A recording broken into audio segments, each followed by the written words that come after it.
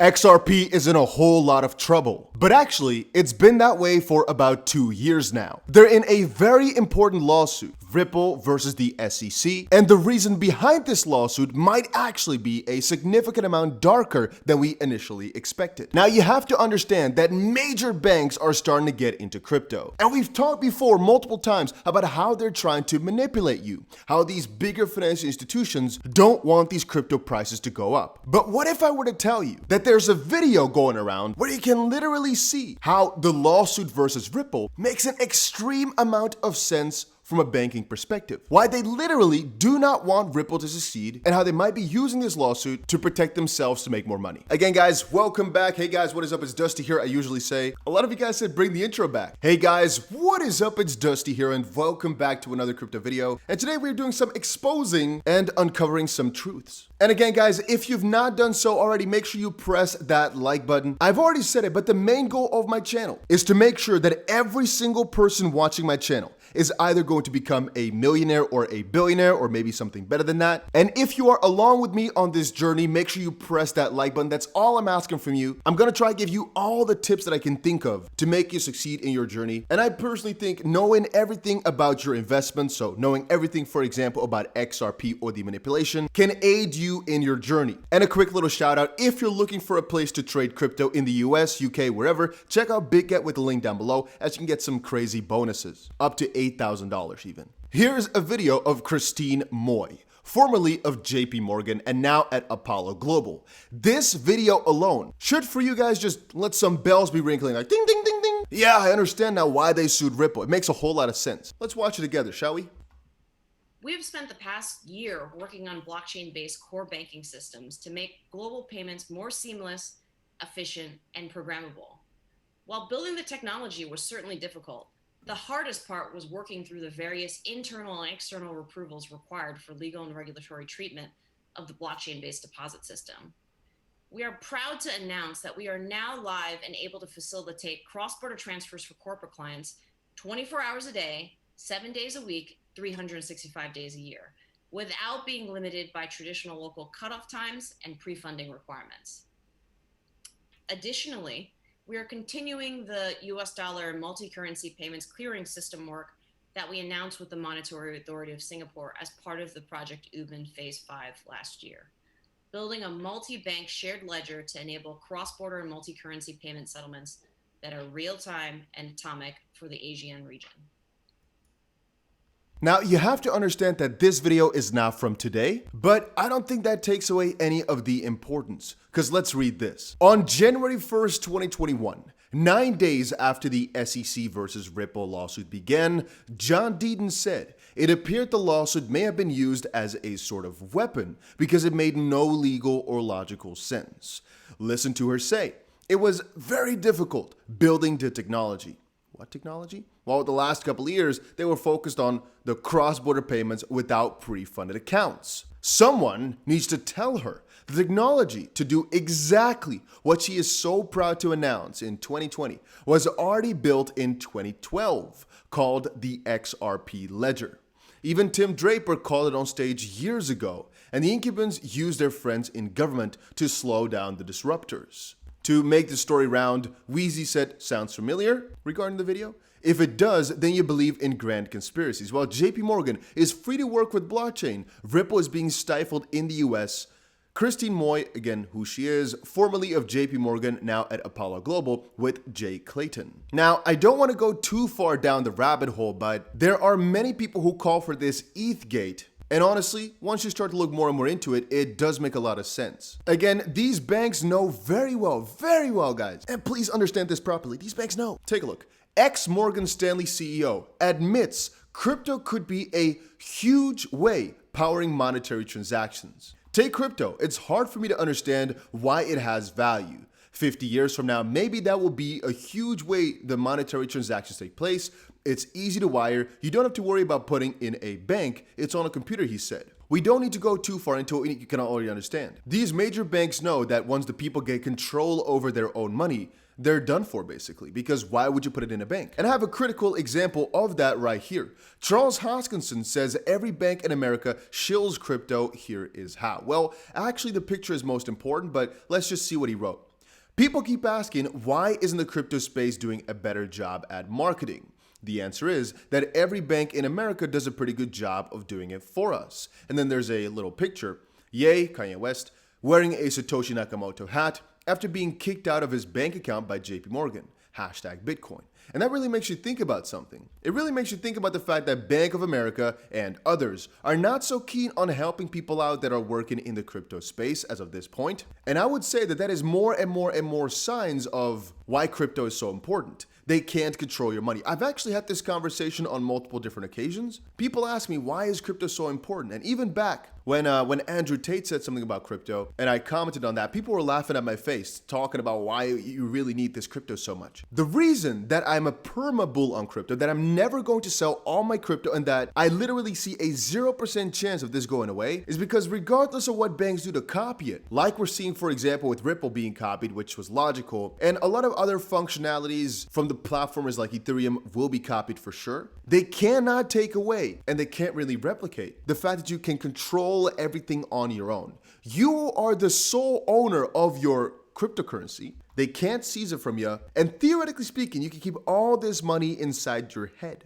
By remembering, which is a feat of its own, okay, I surely agree with that. But in theory, remembering your seed phrase and your public key at that, you are the only person who can access your money at every single point ever. And again, it's like basically remembering a credit card, but with a credit card, it can be frozen, it can be blocked. With your Bitcoin, in theory, there's nothing they can do about it. And that's so beautiful about it, which is also why these banks are so scared. But from that same perspective, they're being the best marketers for crypto by doing this shenanigans. Again, guys, I've told you many times before what cryptos I am buying that I think are going to replace the financial system, that to a certain degree are being kept down deliberately, one of them being Ripple/XRP. Ripple as a company is definitely being put in a rough spot right now. Again, it makes a lot of sense that this lawsuit was done to slow them down because they're changing the space so much. Again, people will call me out in the comment section saying I'm completely crazy, but so be it. I personally believe in this. I personally believe it makes a whole lot of sense that a major guys, please think with me here. It makes a whole lot of sense that a major bank like JP Morgan, for example, would pull a couple of different strings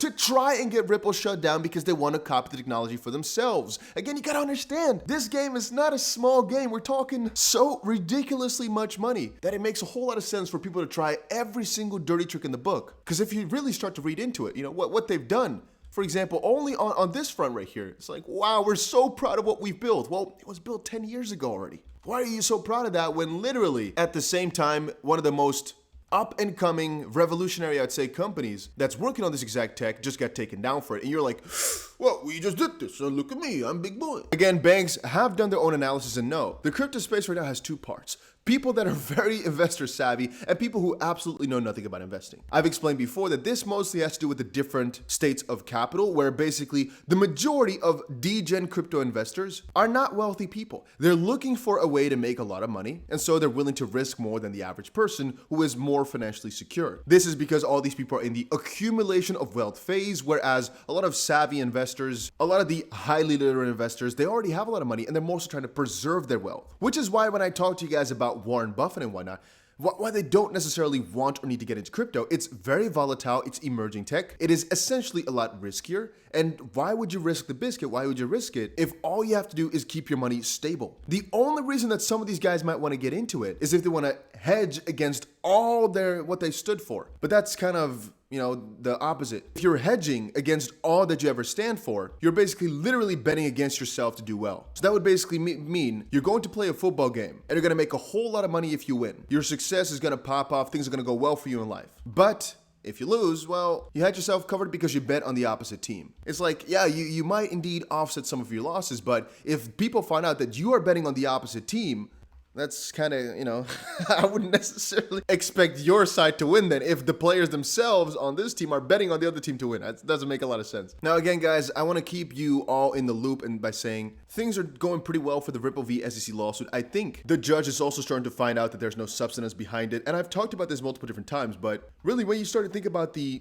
higher ups or the banks that might actually set this into motion, We can't say it's confirmed, but it does make a lot of sense for them to do something like this because it helps them out, it aids them. And also, for all of you that did not watch my manipulation about crypto video, what it was mostly about was the fact that BlackRock, Google, and I think MasterCard, and we could kind of name a couple of others, some banks as well, are all getting into crypto over the last, let's say, 3 months or so. And they've said our major financial institutions, they're all interested in purchasing this crypto, which is why we're offering either custody solutions, which is basically where they hold your crypto for you, or we're allowing them to trade / buy it, facilitate some sort of transfer of value. Yet the price did not really go up that much. It is mostly, I think, because all these companies would make way much more money if they, when they have to make these announcements, most likely they have to make them, when they make these announcements that the price is still low and remains low until they're building or done building all the fundamentals. Because at that point, once they're done building all the fundamentals, then the price can go up, and then a lot of institutions have already bought in, and so they, on their balance sheets, can make a whole lot of money. They've done a very good service, a very revolutionary service, and they were early with all this. So it's better for status, but most importantly, it's just better for money because you don't want to build and hire a ton of people like Coinbase, for example, and then things just start falling. You want to build when things are doing bad so that the moment that things do go up, you're reaping all the benefits. You can start hiring more and more people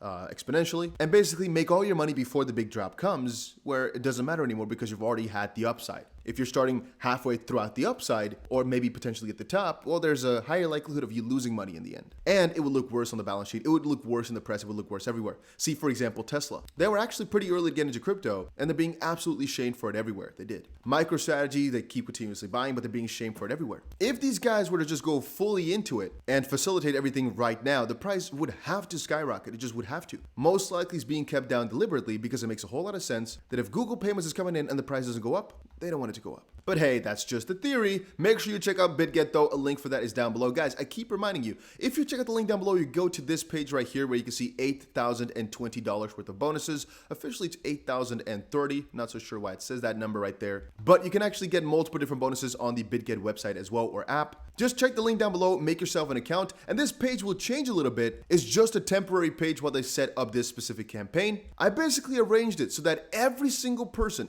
that makes an account gets $10 for absolutely free.